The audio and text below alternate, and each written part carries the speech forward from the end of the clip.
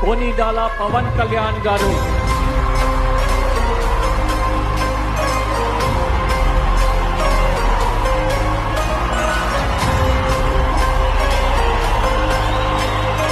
నేను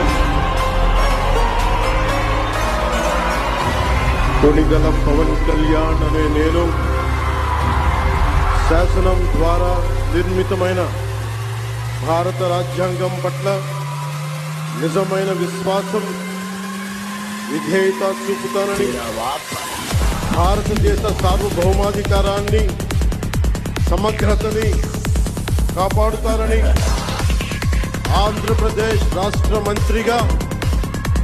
నా కర్తవ్యాలను శ్రద్ధతో అంతఃకరణ శుద్ధితో నిర్వహిస్తానని,